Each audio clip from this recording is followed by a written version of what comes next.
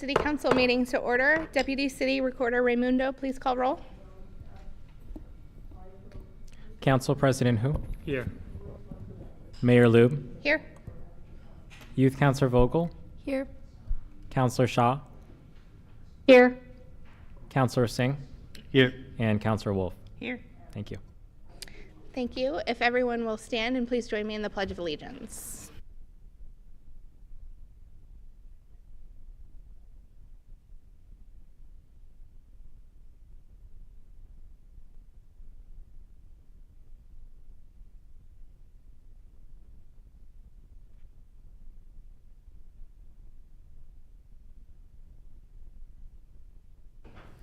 Thank you, everyone.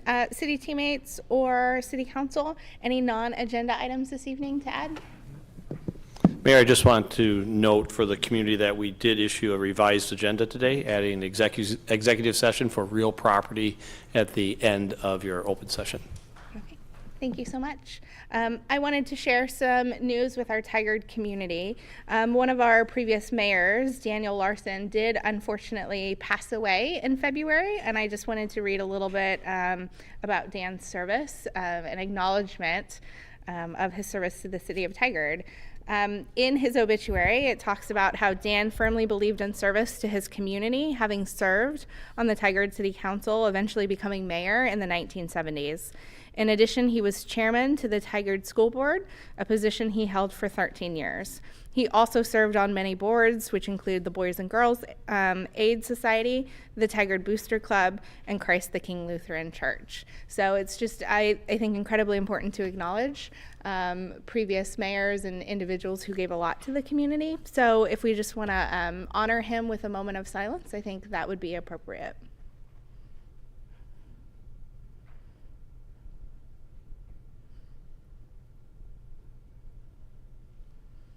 Thank you, everyone.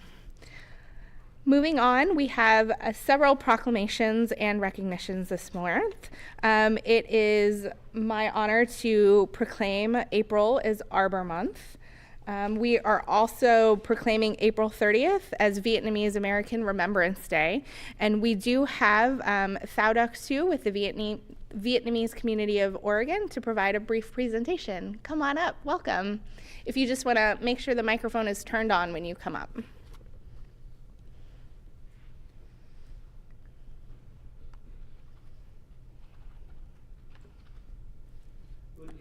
Oh, can you turn it on? Yeah, just press the button in the front. There you go.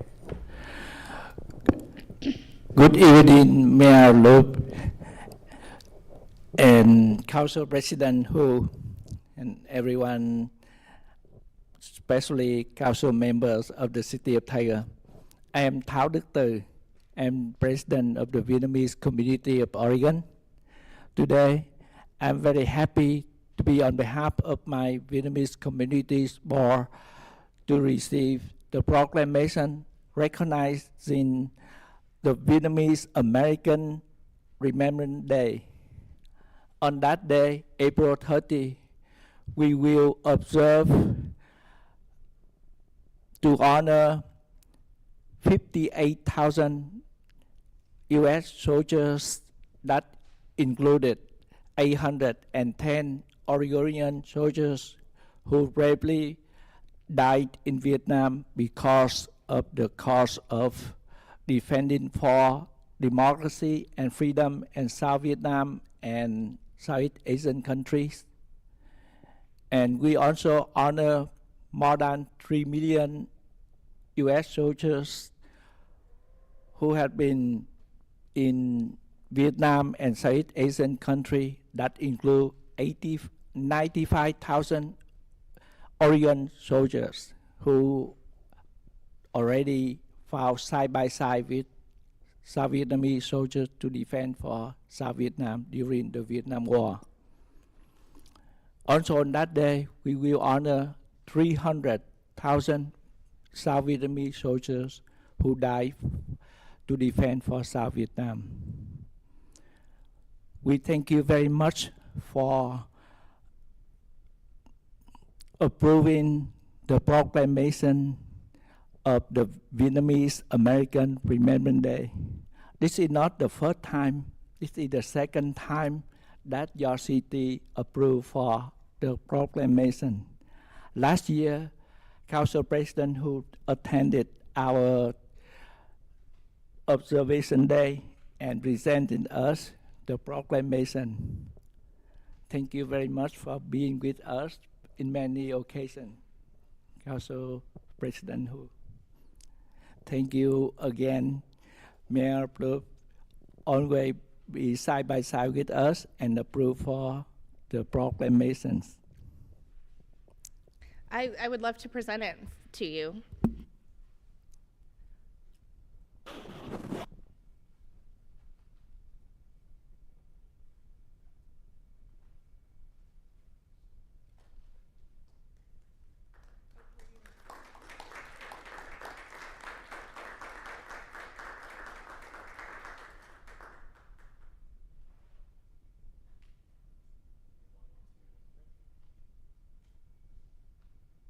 And also, yeah, I have the thank you certificate for you for the city.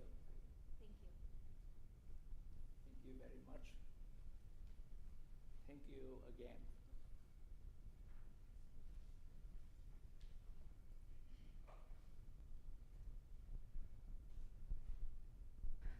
We are also proclaiming April as Parkinson's Awareness Month, and with us we have Megan Tay and Kevin Mansfield of the Michael J. Fox Foundation to provide a brief presentation. Welcome, come on up.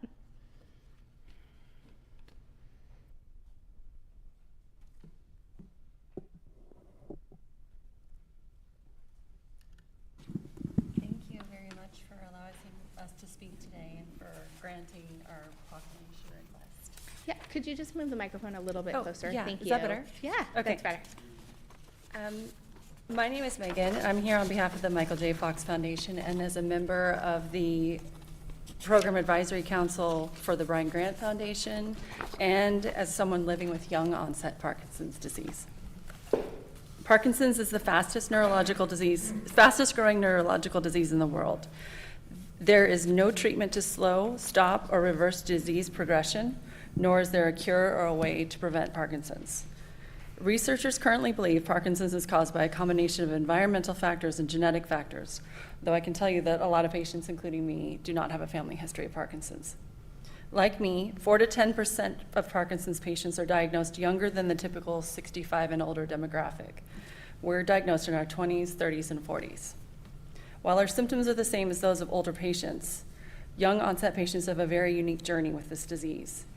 Like all of you, I'm sure, I have an extremely busy life, but now I have about 10 medical specialists that I have to see on either a weekly, monthly, or quarterly basis. I need strenuous daily exercise, and I also have to strictly follow medication dosing requirements, which occur every 3 to 4 hours, and have to be careful to take no more than an hour before or after protein intake in order to be effective. This is just to function and get by for my day. It's tricky, and managing this disease feels like a full-time job some days. But unlike someone in their retirement years, I actually do have a full-time job. I'm far from retirement. I'm in the middle of my career. I'm also raising children and beginning to care for aging parents. Because of the progressive nature of this disease, I know my symptoms will continue to worsen. However, there's no crystal ball to predict when my symptoms will take a turn for the worse. I have no way of knowing how much longer I will be able to work, care for my family, or even be independently mobile. My husband and I have to make very tough decisions about whether to save every penny to prepare for my potential early retirement or to splurge on vacations to make memories for our kids while I'm still mobile.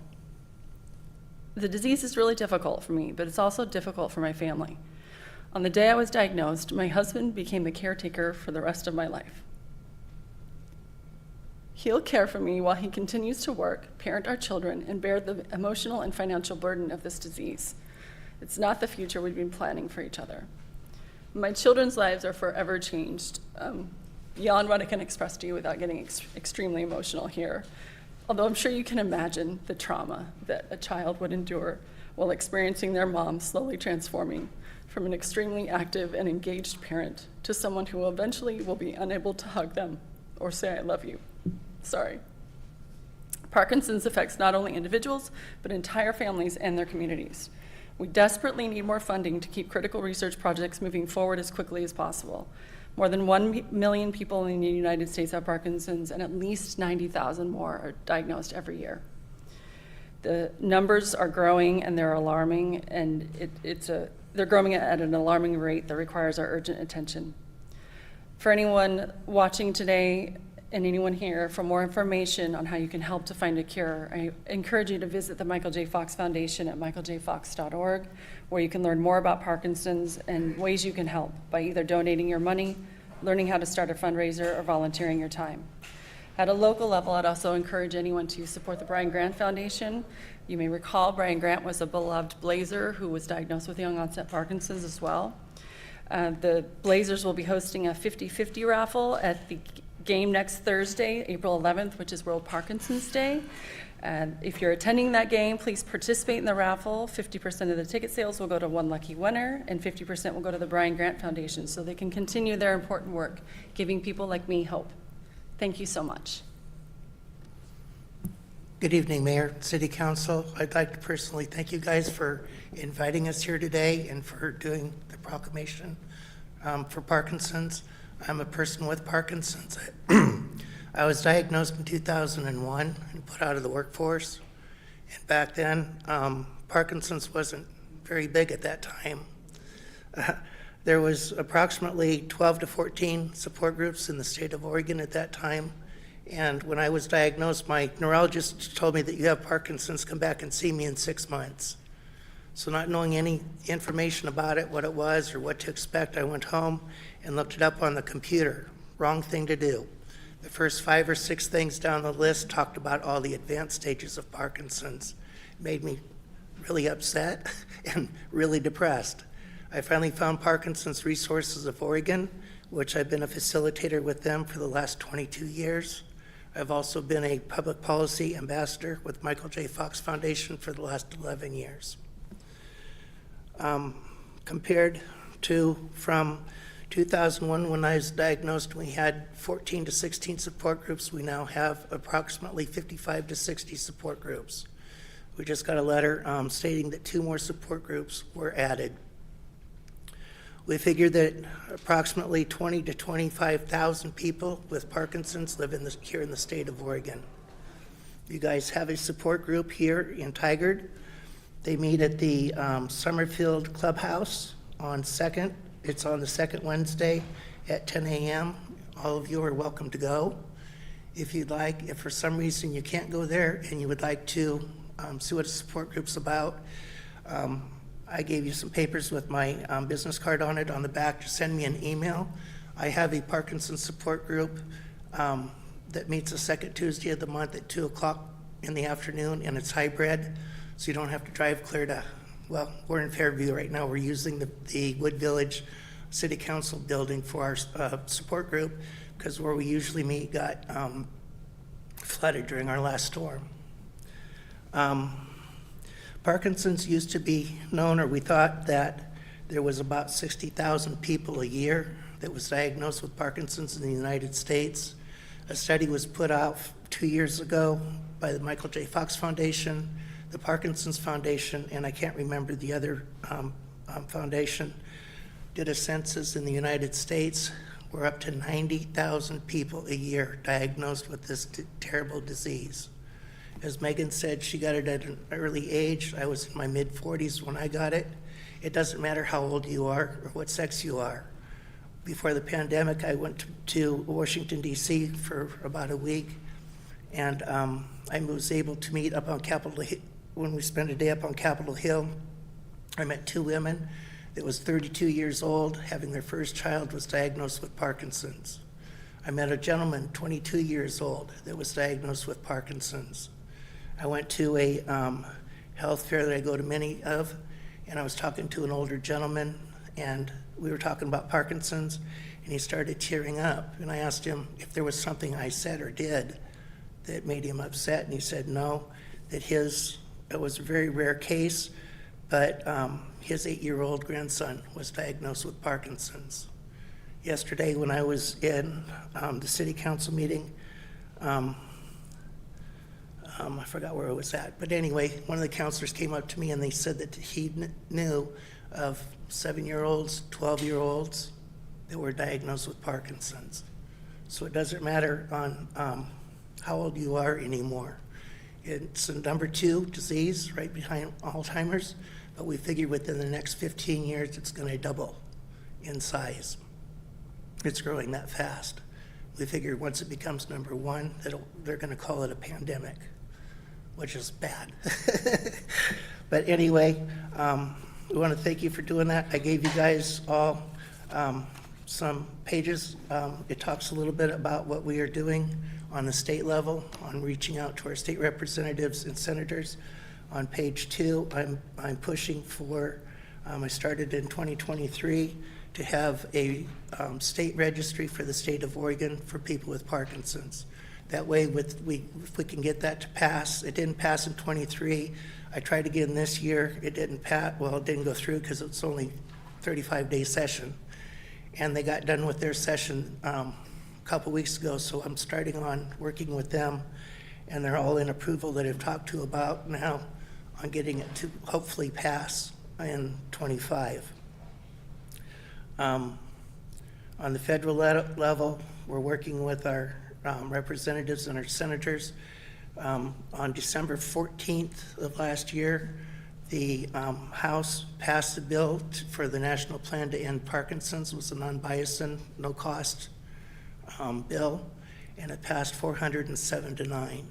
Now we're working with our senators to try and get the Senate to pass so we can get this part of progression going.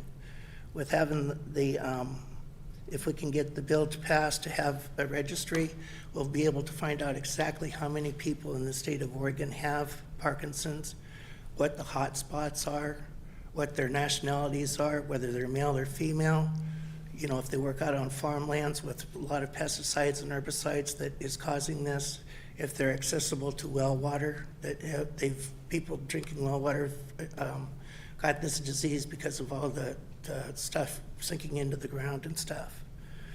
So after I was done with my first city council meeting, I was surprised. It was in the Dalles. I got a nice letter from one of the city council members thanking me for coming out and for talking with them. And then he also stated that if we needed more backing and stuff for that bill and stuff for support, that they would be happy to do that for us. So I was very proud of that. Thank you, Mayor, for listening to us tonight and for inviting us out and doing this. It means a lot to me. It means a lot to Megan and to the people with Parkinson's. Thank you, Megan, and Kevin for being here and raising awareness, and for being very vulnerable and sharing your very personal stories. I really appreciate it. I'd love to present the proclamation to you. And Councilor Shaw, we have, one of our counselors is online. We have this for you. We will make sure that you receive this information.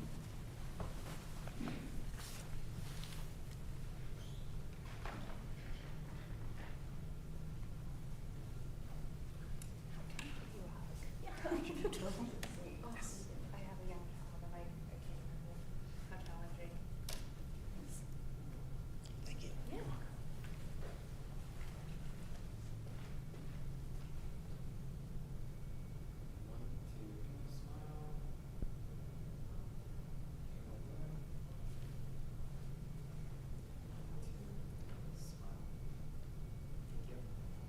very much.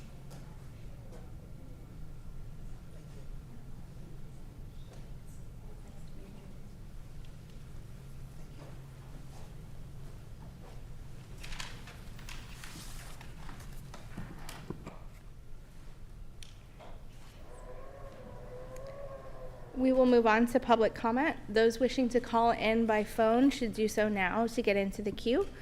The phone number is 503-966-4101. And anyone in person who would like to make public comment, please do so and sign up at the front of the room.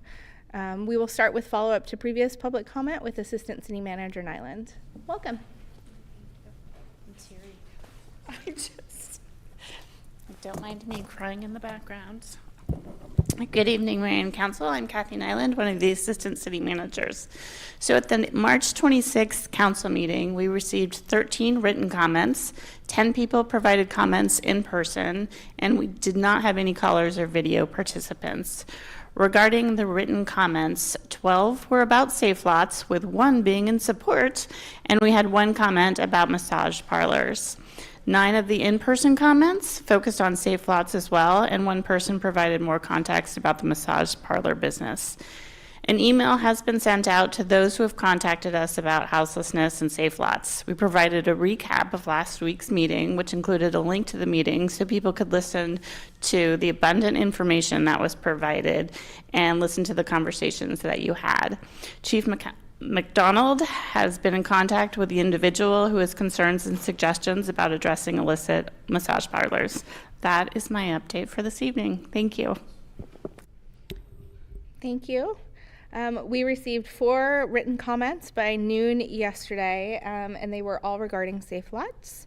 Deputy City Recorder Raimundo, has anyone signed up to speak in person tonight? Not at this time, Mayor. Okay, thank you. And Mr. Vang, are there any phone callers in the queue or any requests to comment by video this evening?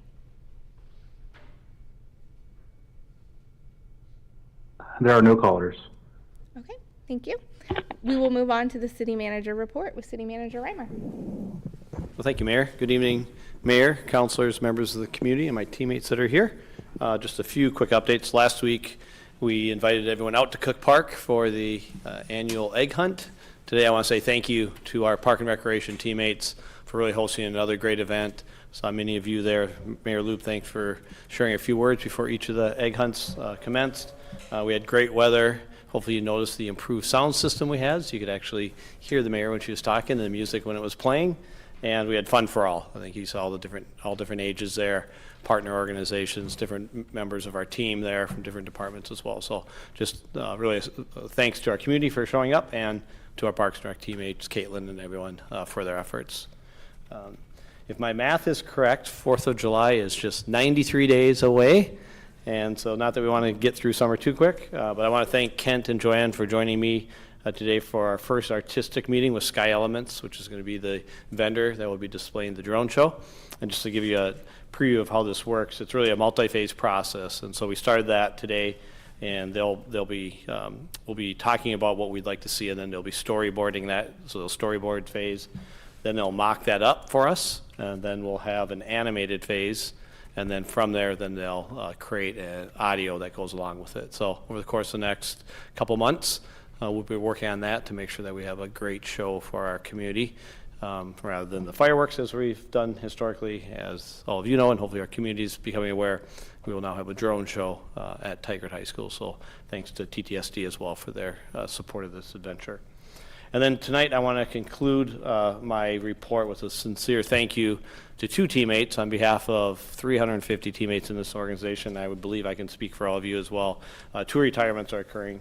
First is Tom McGuire in our Community Development Department. Tom's been here for over 12 and a half years, and I think all of you have gotten to know him and know the impact that he's made on Team Tigard as well as on our community, and lasting impacts in the Community Development Department, obviously.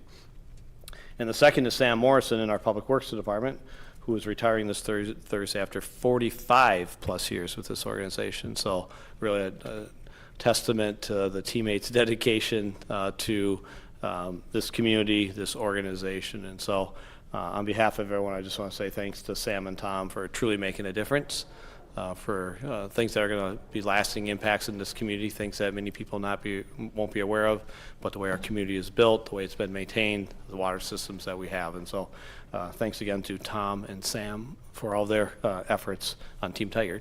And that concludes my remarks. Thanks, Mayor. Thank you. We will move on to the consent agenda, which is used for routine items including minutes and approval of contracts or intergovernmental agreements. Information on each item is available on the city's website in the packet for this meeting. Items may be enacted in one motion without separate discussion. Council members may request that an item be removed by motion for discussion and separate action. Today on the consent agenda, we have to consider 2024 nonprofit affordable housing tax exemption applications. We do have Finance Director Kang with us today if there are any questions. But I also think it's really important to point out to the community, these organizations are doing really important work with affordable housing and ensuring housing affordability. And the city is an incredible partner in that way by sort of abating taxes to allow for the expense of housing to remain low. So kind of in a way, in kind, the city, the abatement, the tax exemption ends up being $72,259, which is a significant amount of taxes that are being exempted. And so I think it's just really important to point out tonight the importance of the city partnership and the good work our community is doing. Is there anybody who has any questions or comments or would like to make a motion on the consent agenda? Mayor, it's my pleasure to move to approve the council consent agenda as presented. I'll second. It's been moved and seconded. Is there any discussion? Seeing none, all those in favor, please say aye. Aye. Aye. Aye. Any opposed? The consent or the motion is adopted by unanimous vote of the council. The next item on our agenda is climate change and health impacts in Washington County, including Tigard, which Community Engagement Coordinator Martin and Washington County Public Health Representative Kathleen Johnson here to present the item. Welcome.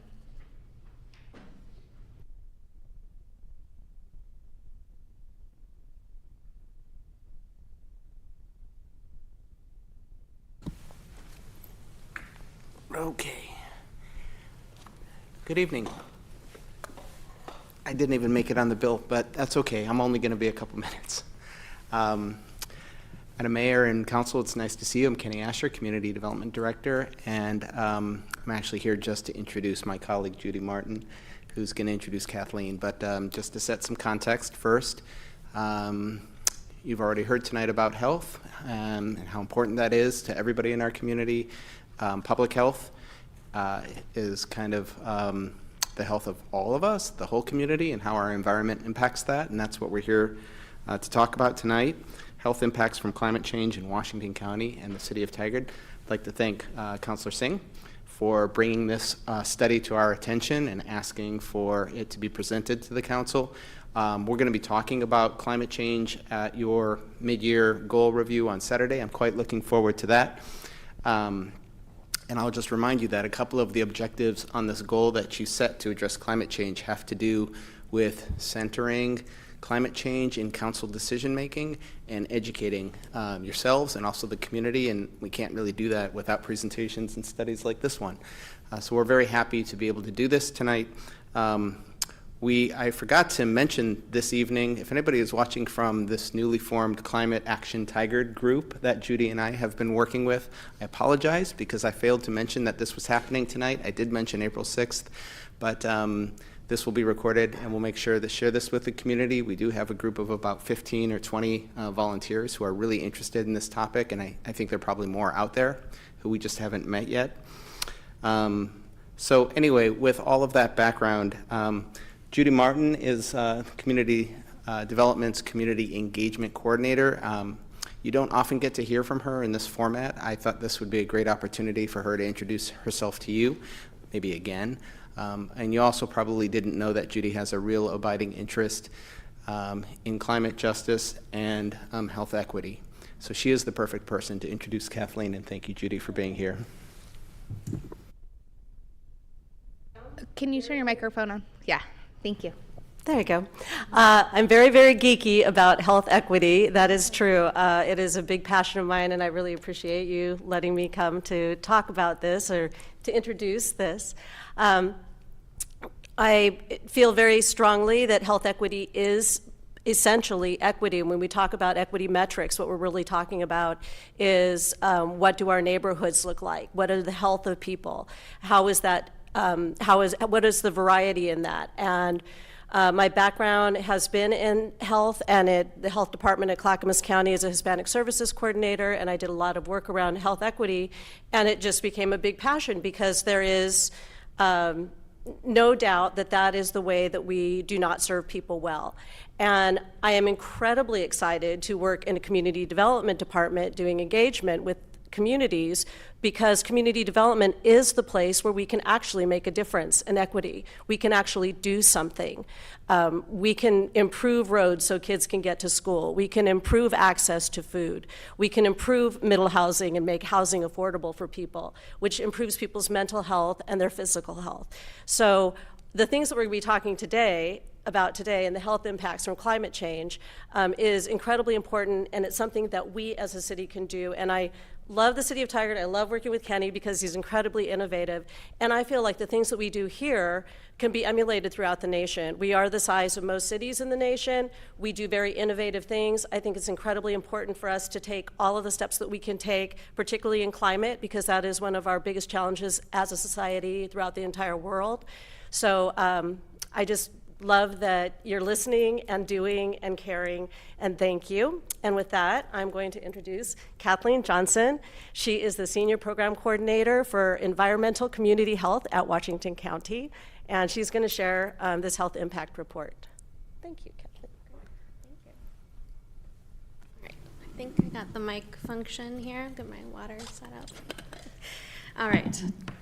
Good evening. Thank you, Judy. Thank you, Kenny.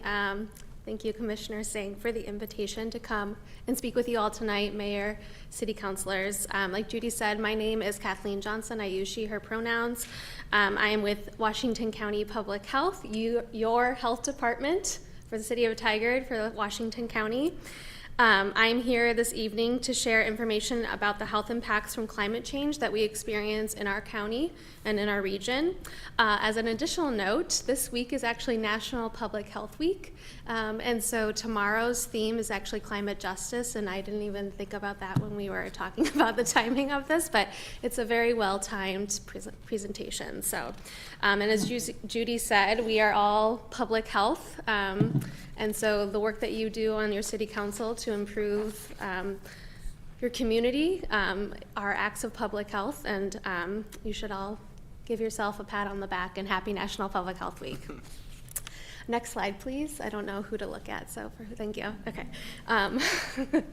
So this evening, I'm just going to give a little bit of background around what this report is, why we do it, why we will continue to do it, and then get into some of the details of the report, the data that includes. I'm not going to go over everything because there is a lot of data in there, but just really share some of the highlights and I think some of the stuff that's really pertinent to our times and what we've been experiencing in the last couple of years.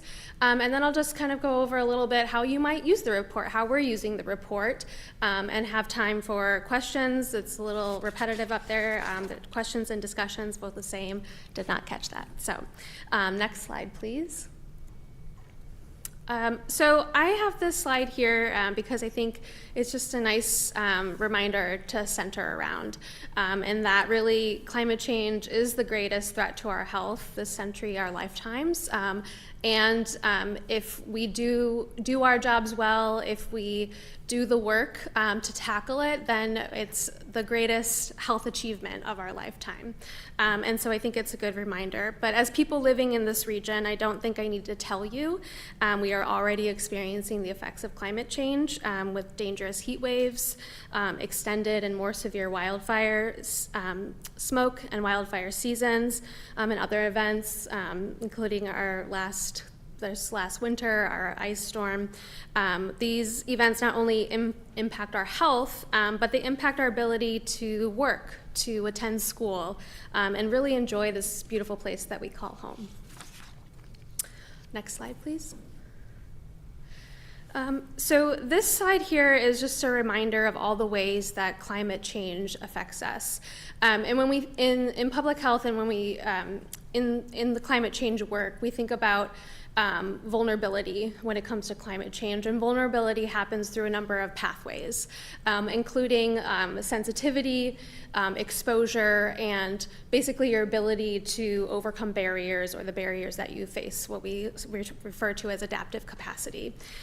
So some folks are more sensitive because of their life stage or their physical, biological conditions, and this would include young children, people with pre-existing health conditions, Americans, people that might be pregnant, folks that are more exposed might be people that work outside for a living, people that live in a neighborhood where maybe it hasn't been or a neighborhood that's maybe been divested in, it hasn't been revitalized, or lives next to a freeway or a major roadway, and there's just generally more exposure. Rural and frontline communities, so people living on the rural-urban interface where they might be more susceptible to like a wildfire event.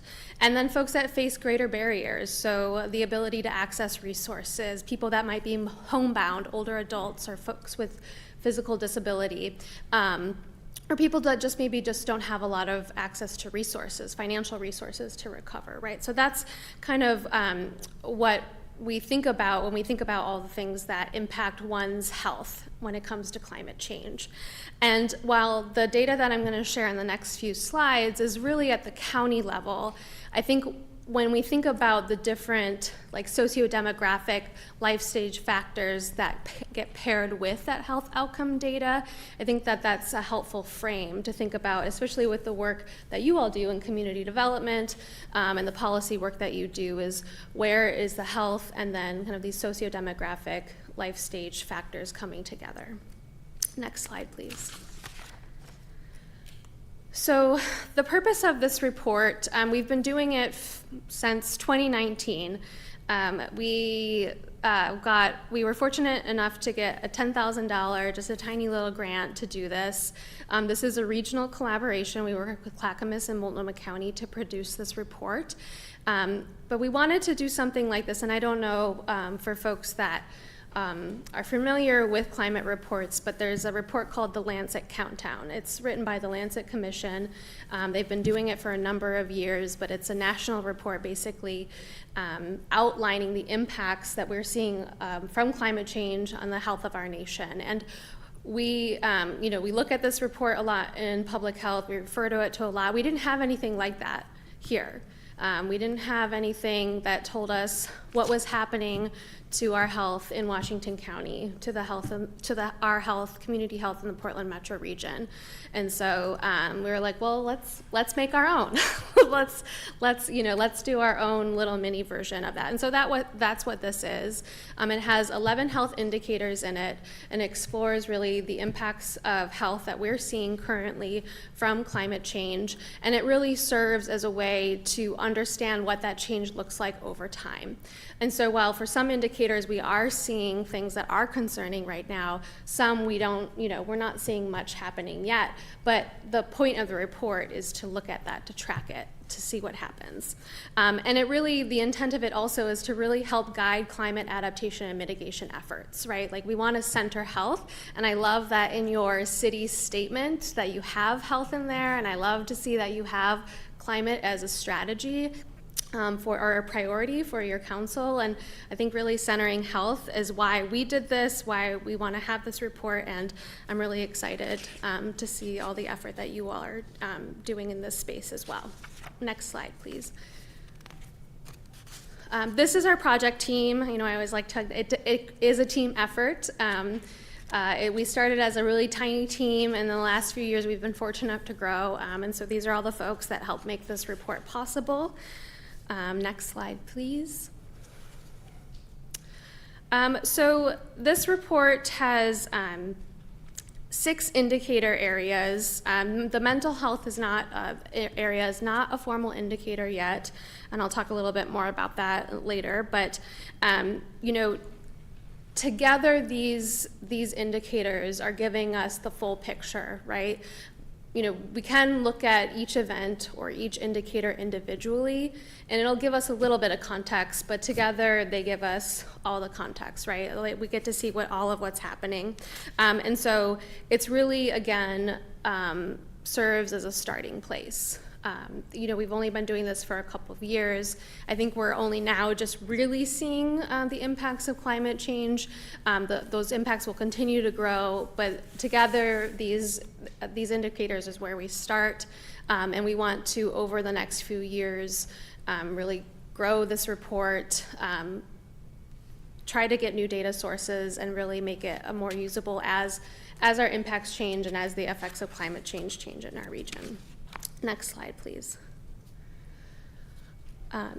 Okay, so exposure to higher temperatures is one of the, as you all probably know, one of the more direct impacts related to extreme weather driven by climate change.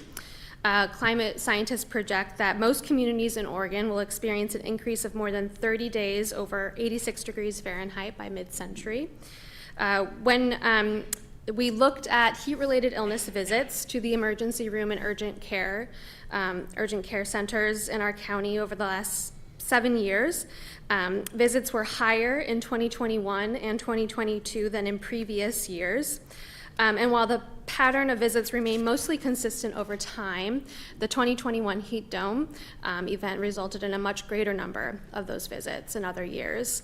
And during 2021, the summer, we look at May to September as kind of our year for when we're looking at heat-related illnesses. We saw approximately 31 visits per 100,000 people. This is in the region during 2021. And normally that's a much smaller number, as you can see from the counts over time.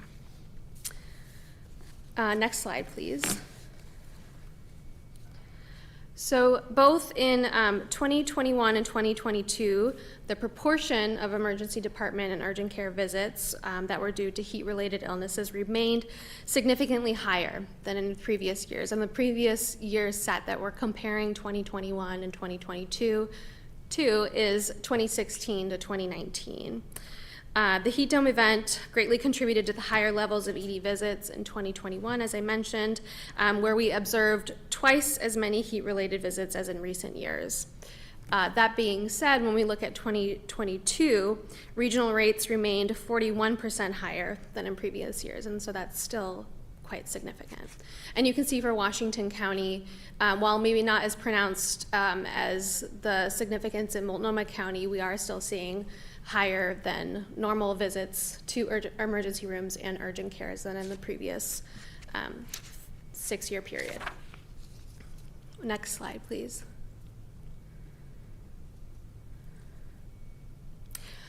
So this is looking at deaths from extreme weather events, both hypo, so for cold weather events, and hyperthermia from extreme heat weather events. And this is regional data. We had to roll it up because we're comparing excess. So we're looking at the additional number of deaths than we would anticipate given a previous set of years like 2016 to 2019. So for extreme heat, a majority of these deaths occurred in 2021 and 2022. Total were due to extreme heat. There were 117 more deaths than the average of 2016 to 2019 for extreme heat. And in 2022, there were 44 more deaths than average, and most of those deaths were among white men. Deaths related to extreme cold in both 2021 and 22. There was more deaths we saw than in previous years for extreme cold as well. Next slide, please. We also look at air quality related illness in this report. And air quality related illness, what we mean by that is non-infectious air quality related illness. So it does include anything like COVID-19 is excluded, and other communicable diseases that would cause like a respiratory illness. This would be like an exacerbation of asthma symptoms or like COPD, those kinds of illnesses. So this again also measures the number of visits, and this is a rate, so this is per 100,000 people. To emergency departments and urgent care clinics. For this one, it's just in the region and in our county, air quality related illnesses are high, and they're high consistently. But for the next slide, when we zoom in to a particular air quality event, like the September 2020 wildfire smoke events, if you all remember that. I do. I was trapped in my home for 2 weeks. It was not fun. Next slide, please. So here, when we zoom in, so we're generally seeing high air quality related illness, looking at all the years we collect data for. When we zoom in though to a specific event, what you see here before you is actually from our 2021 report. But what you're looking at are the number of regional emergency room and urgent care visits for the 4 weeks prior to the September 2020 wildfire smoke events and the 4 weeks during and after the event. The dotted line marks the start of the event. The black line is the number of visits to emergency rooms and urgent care, and the red line is the air quality index. We all got really familiar with what air quality index means during that time. And in Washington County, so you see the spike, right? So it kind of, they move together. And what we saw in Washington County was actually a 20% increase in average daily visits for air quality related illness during that time from the 2020 wildfire smoke events. Next slide, please. We also know that warmer conditions extend the length of pollen season. Maybe some of you allergy sufferers are feeling it this week already. But it extends the length and the geographic area where some plants may grow. Ragweed and grass pollens are common environmental triggers, especially for, common environmental triggers influenced by climate change in our region. So we also look at pollen allergy related visits to the emergency room and urgent care centers. This chart is showing the distribution of visits by age group for pollen allergy related visits to emergency rooms. And they were much more likely to be by the people between the ages of 18 and 44 compared to visits for other reasons. And so it's a proportion chart. On the left side, my left, are for allergy emergency department visits, and then on my right are all emergency department visits. And so you can see that on the left side, the proportion for 18 to 44-year-olds is bigger than on the left. So we're seeing more people visit for that reason than for any other reason in that age group. We also, in the report, in this section, we also observed differences by race and ethnicity, with a greater proportion of pollen allergy related visits by people identifying as Asian or Hispanic. Next slide, please. So this brings me to our mental health impact section. This is an exploratory section. The reason why it's exploratory is because we don't have a data set locally or statewide that allows us to look back in time and to continue looking forward in time on the impacts of climate change. And so in lieu of that, we did a qualitative process where we interviewed community responders. People that included people that work for community-based organizations that serve the community, emergency responders, folks that work for housing organizations with our houseless population, and mental and behavioral health providers. And so when we think about the impacts of climate change on mental health, there's different kinds of impacts, right? So we can be impacted by short acute events. So I think about heat waves, right? Like I personally get stressed now when I see a really hot forecast coming in the summer, and that increases my anxiety. I don't have, we don't have air conditioning in our home, and so it increases my anxiety, particularly, with our son. And I'm like, okay, well, we're all gonna have to sleep in our bedroom with our portable AC unit, because we don't have central air, and just kind of, all of that. I'm gonna have to work in a hot house, like all of those things, right? So a short acute event, like can temporarily increase your anxiety, your stress, and then, long periods of extended climate events like drought or recovery periods. So imagine if it's your livelihood, right? You work in agriculture, you own a farm, and your berry crop's not doing well. There's that kind of long-term effects. And then ongoing or indirect exposures to climate change. And this is kind of like the doom scrolling effect, right? Like that you're just inundated with it. You're seeing headlines, you turn on social media and you see that there. Maybe you've immigrated from another place and you have families still where maybe there's an extreme drought or,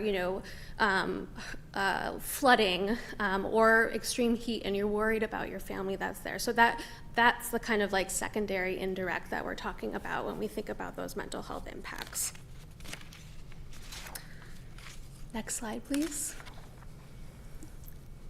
So I mentioned the qualitative piece, the interview piece. I also forgot to mention that we did a clever kind of workaround too, where we looked at Google search terms for our area, for the 3 counties, and we focused on specific events. So this chart you see here is Google searches for during the year, and we kind of marked where the July heat dome. The end of June, early July heat dome one is in 2021. And you'll see that the queries, the query here is for anxiety, anxious, panic, fear. Those are the terms. There's other queries that you'll see in the report where we looked at the trends there as well. But for this one in front of you, it's for anxiety, anxious, panic, fear. And you'll see that those searches peaked during that particular heat dome event.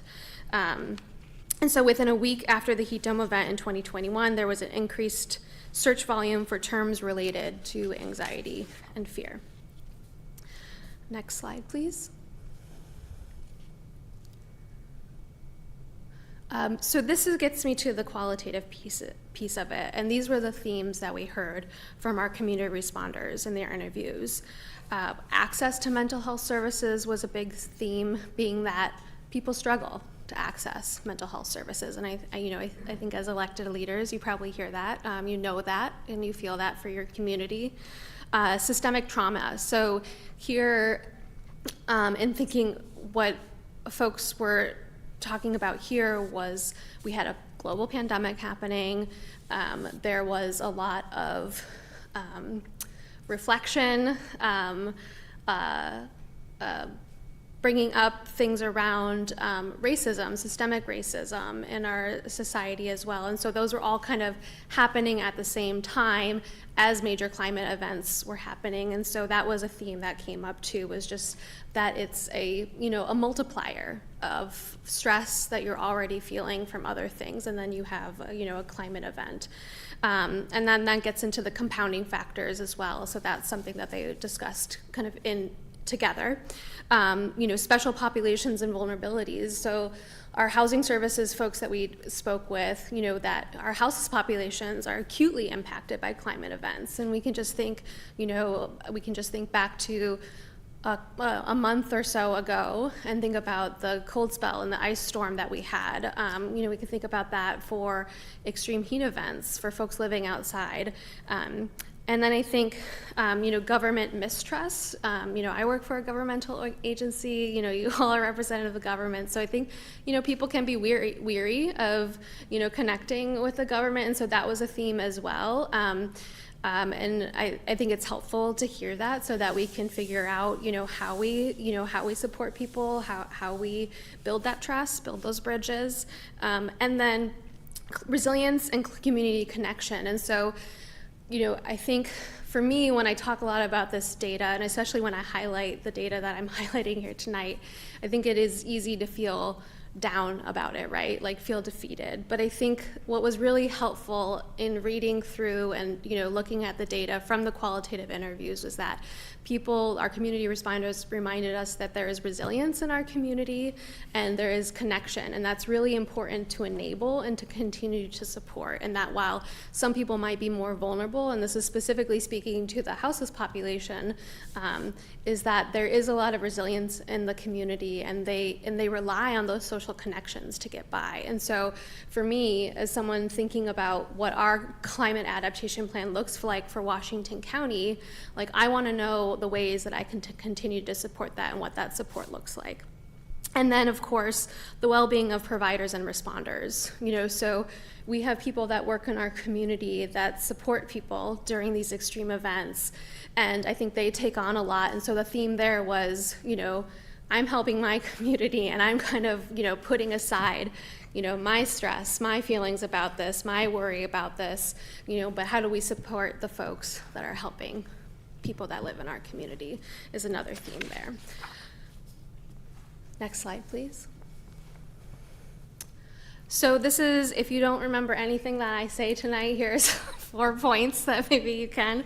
And that's during the summer of 2021.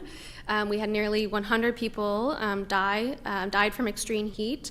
And this is compared to in a typical year, and I feel like I probably can't say that for much longer, but in a typical year when we would see only 1 death from an extreme heat event.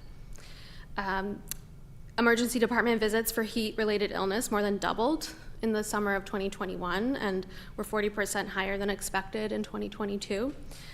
And again, that point around, more people visit the emergency room for air quality related illnesses than any other health indicator in this report. And then mental health impacts. The most prominent theme identified was the lack of mental health service providers, like I just shared about, and responders said that extreme weather events compounded the trauma from the pandemic, historic inequities, and racism. Next slide. So I think with all of that, like I had said, we started this report because we wanted to understand what was happening, how the health of our community was being impacted, and really use it as a grounding tool to inform what we're doing at Washington County, and then how we can leverage that as well. So the couple of the ways that we've used this report already is the first report actually we shared with the House Healthcare Committee in early 2020 on the impacts of climate change. And so we're getting out there talking about what this is looking like for our community and how our community is experiencing it. We also, with this report, helped secure an investment from one of our regional coordinated care organizations, and that helps support climate and health work at the 3 local health departments in our region at Clackamas, Multnomah, and Washington counties. And it will also be our ongoing reporting for state health indicators for environmental health, including extreme heat and air quality.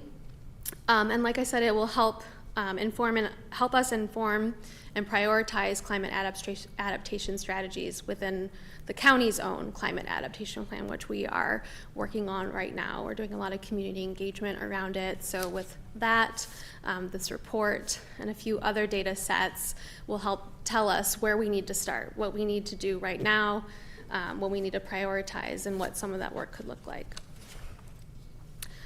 And next slide.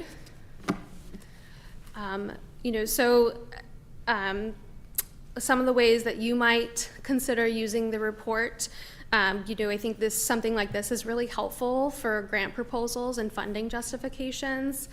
Federal agencies love data, state agencies love data, so always want a justification. So, and then I think too, similarly for the, Washington County, prioritizing investments in adaptation and mitigation strategies. This could include weather assistance programs, energy efficient heating and cooling, and retrofitting of affordable housing. It sounds like you all are doing some affordable housing work, which is great. Local ordinances that protect large trees, increase street trees, and create parking lot shade, or access to green space. And then resourcing community-based organizations who support culturally specific and low-income communities. So really getting at that adaptive capacity, supporting folks who might be experiencing the impacts of climate the most. I also want to note here is that I will, tomorrow actually, along with our public health partners in Clackamas and Multnomah counties, we'll be releasing the findings of a heat island mapping study that was done last summer. We worked with community volunteers to collect air temperature, humidity, and location data covering over 400 square miles, including the city of Tigard. And I will actually share that webpage and those report with staff who can share that with all of you. It's an incredibly informative, detailed data set that the city can use to also inform any of your ongoing climate or future climate planning work. And next slide is where our report lives, both the current version and its past versions. And then also, it's not this page, but there will be a separate page for the report I just mentioned around the heat mapping summary report and the online mapping tool as well, and I'll make sure to get that out to you. But that's all from me, and so I think that's time if there are questions. Okay. So, thank you so much. Councillor Singh, I'll start with you. Do you have any questions? Yeah, thank you, for Mayor. asking this to come forward. Yeah, for sure. Thank you, Kathleen. Thank you, Kenny and Judy. Tigard and Washington County are really lucky to have y'all's leadership on this issue. So just grateful that you were able to make it today and present. Public health brings like a perspective that makes the climate crisis more personally relevant, significant and understandable to Washington County and Tigard community members. We heard stories today. Behind all these numbers, there's stories. And public health tends to zoom out and look at, all the number of deaths, which is hard to process sometimes. But, this public health data that's being collected and analyzed is now being used by our neighboring county to bolster lawsuits seeking more than $50 billion in damages from 17 of the world's largest fossil fuel companies and organizations. So as a counselor, I'm looking at the political angle that we can take as a city. Every day there's more and more evidence making this connection of fossil fuel companies who are perpetuating climate chaos and extreme weather events to the harm and loss of life. Incentives, or we talk about carrots, are not going to be enough to mitigate the catastrophic impacts of climate change. The city of Tigard also, I think, needs to be collaborating with entities that are addressing the root cause and implementing policies that stop bad actors from, continuing to profit from harm. I think the climate crisis really offers an opportunity for us to remake our systems. And this is what public health is good at. And Kathleen heard me say this yesterday, but public health is good at working collaboratively in a way that's equitable, upstream, and long-term. And on the issue of climate injustice, damage and harm, health authorities like Washington County Public Health have been sounding the alarm. And this report sort of illustrates that. So I want to thank all of you, today, council and staff and community members for, our ongoing commitment to climate action in Tigard. But I believe we need to go even further. Globally, thousands of jurisdictions have declared climate emergencies, acknowledging climate change, and also committing to steps. And so, I'm taking this opportunity now to really, urge us to consider bringing forward a resolution declaring a climate emergency and committing to confronting not only this ecological crisis, but, health crisis. We need a mobilization effort, initiating even greater action, resources, and collaboration that prioritize our most vulnerable community members. And right now, over 2,300 jurisdictions and 40 countries have declared a climate emergency. Milwaukee City Council and Portland City Council are the only two jurisdictions in Oregon that have put forth a declaration. And I think, taking this action will not only express that we take this issue seriously, but also show, solidarity with other local as well as other global jurisdictions. And I think Tigard is in a unique position to take this step. We could be, the first city council in Washington County to take that step.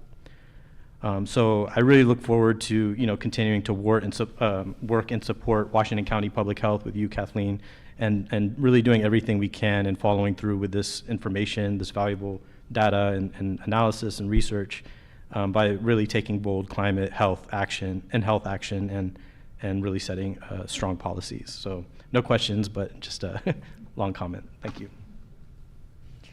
Thank you. Councillor Shaw, I just want to make sure if you have any questions that you have the opportunity. No, thank you very much, Mayor. I appreciate the report and would be interested to see if there's even data prior to 2016 that is cumulative, but I can certainly take that offline and ask Kathleen. So thank you, Mayor. Thank you. Council President Hu? Thank you, Mayor, and thank you all for you coming. It's obviously it's an important issue, and I think you mentioned that federal and state level people love data, and here at the City Council, I love data.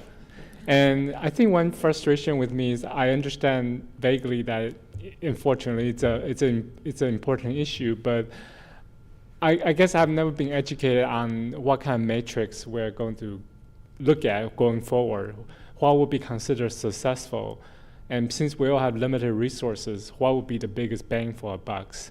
So, as a council member, I will be very interested in learning more about that. And of course, declaring resolution, that's fine, but I need to be educated as well on that, So can you just, I don't know if you could tell us a little bit about what you will consider successful going forward, and how, so what kind of program, matrix you will use to consider successful? Can you talk a little bit more about that? Yeah, I certainly can. And, full disclosure, I think we're also figuring that out too.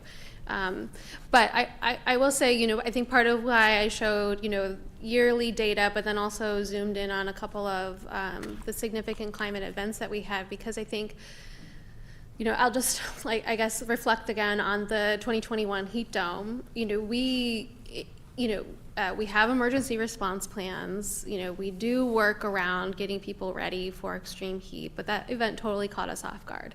I think we all kind of fell flat on our butts a bit. And I think we've done a lot of learning, a lot of figuring out what is needed, and a lot of investments and resources to support our community have been flowing out of the state legislature and out of local governments to support people. And I think one success for me is really not seeing the spike in heat-related illnesses, or seeing the deaths that could be prevented. Those are all preventable, right? Like, we're looking at heat-related illness specific. So it's not just like any kind of illness, right? It's due to a climate event, and it's due to people not having access to cooling resources, or, not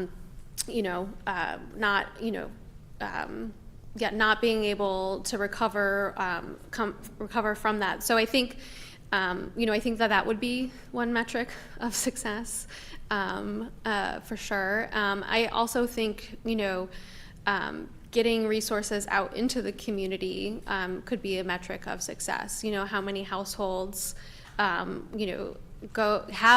don't have air conditioning or access to cooling now have, cooling capabilities, or, thinking about the built environment, like how many more neighborhoods are we saving large canopy trees in, or planting more trees in, so that we can be more prepared down the road. It takes time for a tree to grow. I understand that, but, like, how are we getting our community ready so that, we're not continuing to see an increase in illness and death, but that, we're either slowing that or seeing a decrease. And so I think that's some of what I think about as metrics of success. And I think, the same could be said too for wildfire smoke events, right?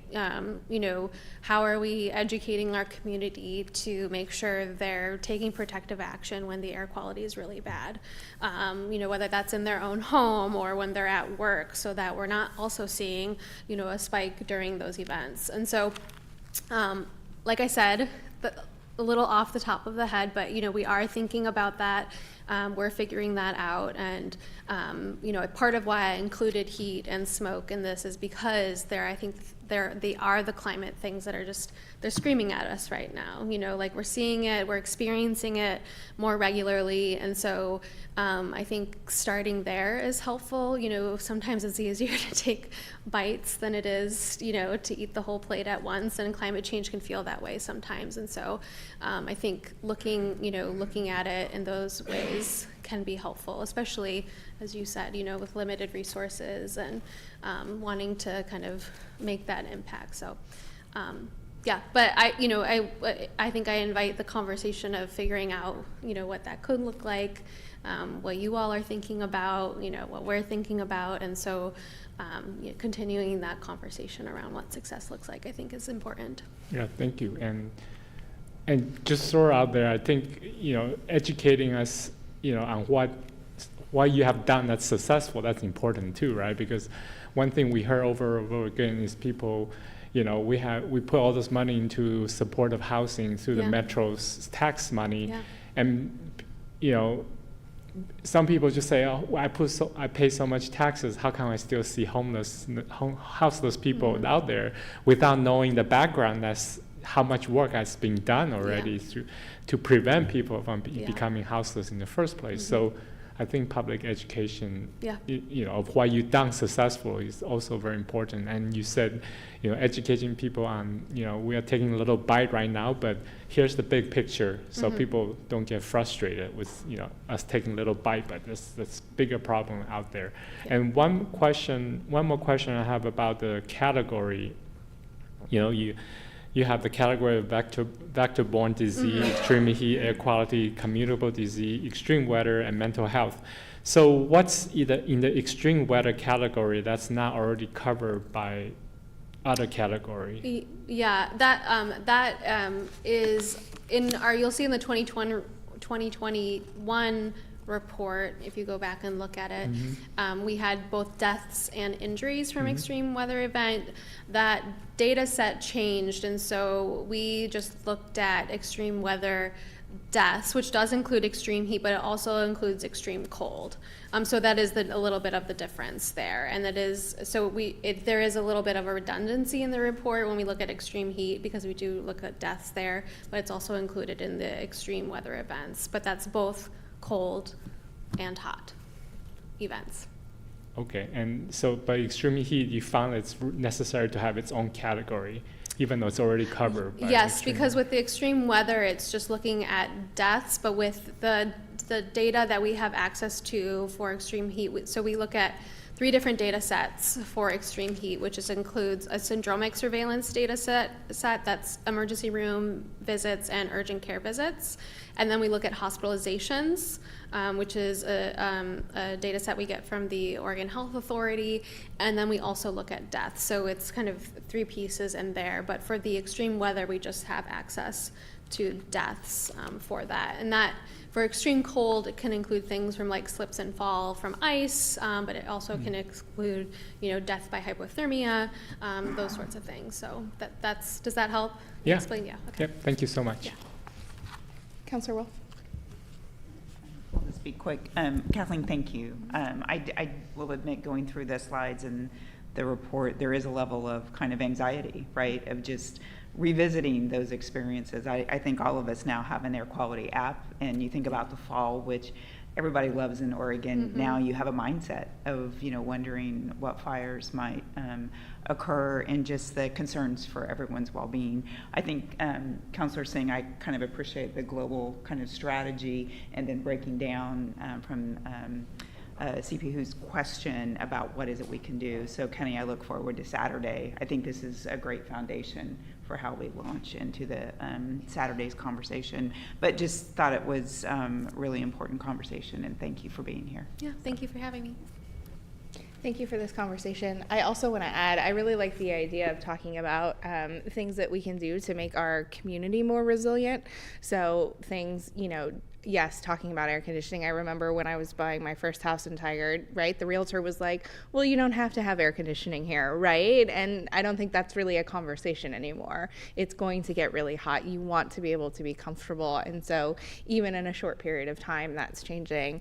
But I also want to talk about some really great programs that I hear about other mayors doing across the country, right? You think about the buildings that we have in place, there's a substantial amount of them that are still going to be with us for a long period of time. And so how do we make those buildings more resilient? One of the interesting programs I remember hearing about last year talks about in our older homes, just increasing the insulation. Right? It's one of the cheapest things that you can do actually to help build the resiliency of that house, and partnering with different levels of government and those sorts of things. So it's actually fairly inexpensive for the homeowner and in partnership. So programs like that are really cool happening across the country to make people's homes more resilient for these types of events. So it would be cool to sort of explore what kind of programs we could do. So I just wanted to add that too. Thank you so much for being here. We really appreciate the briefing, and I think we have more questions, I think, to work through in the future. Thanks. Thank you so much. The next item on our agenda this evening is amending the Tigard Municipal Code, Chapter 7.84, regarding firework prohibition with City Attorney Rahala. Welcome. Thank you, Council. So this is the culmination of several discussions starting July of 2023 and then in February of this year. Again, the discussion focused on the red flag warning prohibition for use and sale of fireworks in the city of Tigard. We've had numerous discussions about that. So this is like I said, the final piece, removing that aspect from our code. So the rest of the code stands with the existing prohibition and increased fine for illegal fireworks. So we will be focusing on education and getting the word out, community education and awareness this year, and hopefully, fingers crossed, we'll have a better year than last year. So I'm happy to answer any questions. Thank you. Are there any questions or comments regarding, I think we had many robust conversations about this earlier this year, but I know it's been kind of a while. Or a motion? Mayor, I move to approve ordinance number 24-02. I second the motion. It's been moved and seconded. Is there any discussion? Seeing none. Will the city recorder please read the number and title of the ordinance? Ordinance number 24-02, an ordinance relating to the regulation of fireworks within the city of Tigard. Will the city recorder please conduct a roll call vote, starting with the Youth Councilor Vogel for a youth advisory vote? Youth Councilor Vogel, Yes. Council President Hu, Yes. Mayor Lube, Yes. Councilor Shaw, Yes. Councilor Singh, Yes. and Councilor Wolf. Yes. Thank you. Ordinance 24-02 is adopted by unanimous vote of the council. Thank you, everyone. We have no non-agenda items this evening. We will be going into executive session to discuss real property negotiations under ORS 192-6602E. All discussions are confidential and those present may disclose nothing from the session. Representatives of the news media are allowed to attend executive sessions as provided by ORS 192-6604, but must not disclose any information discussed. No executive session may be held for the purpose of taking any final action or making any final decision. Executive sessions are closed to the public. The City Council will adjourn after the executive session. Thank you so much. Good night, Tigard.